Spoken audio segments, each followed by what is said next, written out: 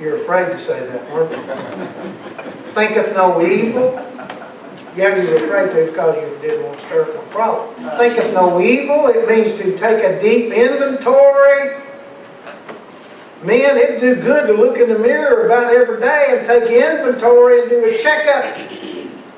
Am I doing what I'm supposed to be doing for my little bride?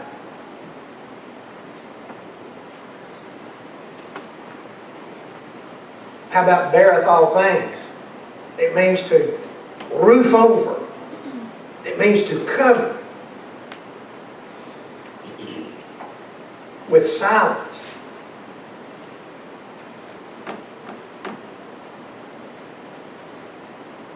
Forbear, suffer.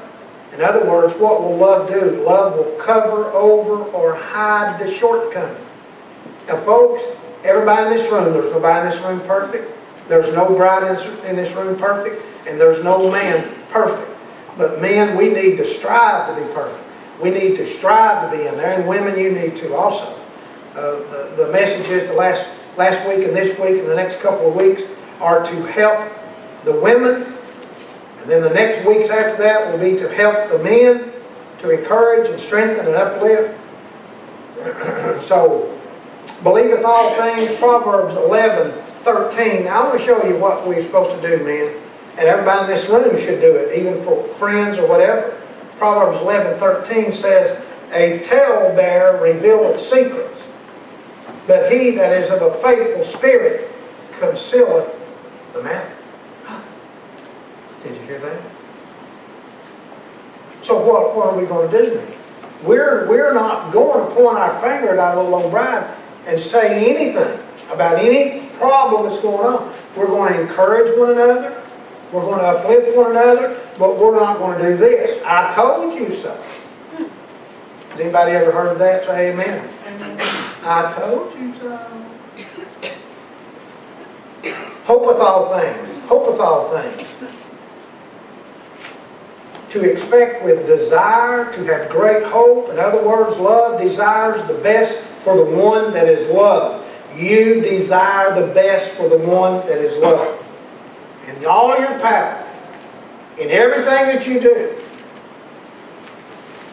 you will desire the best for your little bride. Endureth all things. It means to stay under. It remains to bear trials, stay in there during the trials. How many of you all in this room, when you first got married, you knew every trial that was going on? Nobody, not anybody in this room. You didn't have a clue. If you had a clue of everything was fixing to happen, you probably wouldn't have gotten married. Amen? It means to stay under, remain, bear, have fortitude, persevere, abide, endure, stick in there, and don't what? Quit. Don't quit! That's the first thing I say when I'm counseling with people that have trouble. Don't quit!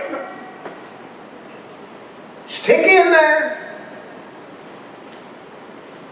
That's one reason why that I quit doing marriages over the years is they lie to you like a dog.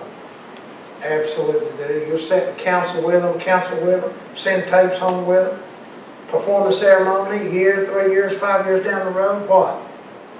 10 people in the church get married. How many gets a divorce? 5. The family that prays together will what? Stay together. Stay together. They will. I promise you. If you'll stay in church, first of all, you got to be saved. No, girls, do not marry an unsaved person. Boys in here, do not marry an unsaved person. Amen? Don't do it. Because you're heading for trouble. You're heading for trouble. Heading for trouble. Because even in the church, 10 people in the church get married, supposedly saved and born again. 50% end up divorced. That's in the church. What a mess. Men, when you measure your love for your wife with 1 Corinthians chapter 13, now this is where I left off last week. When you measure your life and your love for your wife by 1 Corinthians 13 yardstick, how are we doing? Do you really love your wife as you love yourself? Are you really pressing toward the goal of loving your wife as Christ loved the church? Is your love for your wife unconditional, volitional, intensive, unending, unselfish, purposeful, sacrificial, and obvious? Is it all of those things? Now there's one person in this room that knows whether you are doing all these things, and that's your little bride. Your little bride. She knows. This is the kind of love that we're to have for our wives. Somebody might say, well, Pastor, what are some of the tangible ways that we can really put our hands on to love our wives? Number one, why don't you listen to her? Why don't you talk to her while giving her your full attention? Now, folks, this is a dangerous thing, honest to people. This is a dangerous thing. When you're trying, your wife is wanting to have a conversation, or your computer setting it on, or the Bluetooth, the TV. It's a dangerous thing when your wife's wanting to try to talk to you, and she comes over and she tries, and you're doing like this.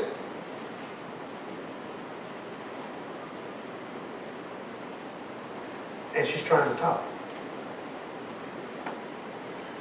Listen to her. Talk to her while giving her your full attention. Proverbs chapter 25, verse number 11.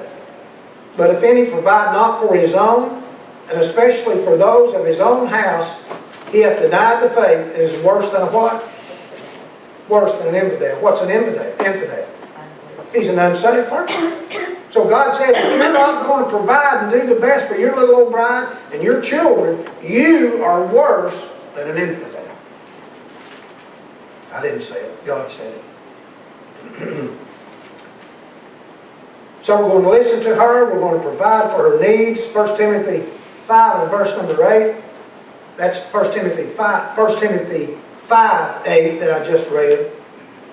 And then Proverbs 25 and 11 is a word fitly spoken is like apples of gold and pictures of silver. Now what do you think of that, man? In other words, when we talk to our wives, we're going to what? We're going to be sweet and we're going to be kind. Because listen, men, you can't take him back after you've said it. You can't take him back after it's thrown out. There's been many a woman killed.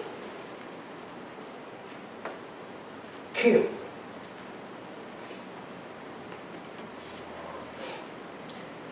We've got to protect her, man. We've got to protect our brides. We've got to protect our brides from trying to do more than she can or should do. Men, do you help your little bride in the house? Now I know how particular they are. Oh, they're so particular, and nobody can do it just like they can do it. And I know all that. But we got to help them. We got to help them. I tell you what, I've been guilty of doing before, and my little bride won't let me. She got a wonderful little dishwasher, and she loves to use the dishwasher, and I'll offer to help after supper. I'll say, what can I do to help you? Then she'll say nothing. But try to help around the house. Try to help. Give her a breather sometimes. There's a lot of demands in the house, and for you that have got children, or you that have children, the women that really need a breather, amen? They do. They do. Encourage her. Ephesians 4:29 says, let no corrupt communication. Now, men, we got to be careful what we say. Got to be careful. Let no corrupt communication proceed out of your mouth, but only this is what's to come. But that which is good to the use of edifying. In other words, all you're going to say is to encourage her.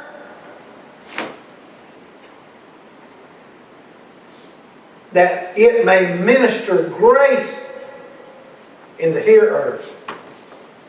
Put some grace in their ear. Folks, and I'm not just talking about the men, I'm talking about the men, women, children, everybody in this room, towards mankind. Let's give grace to one another.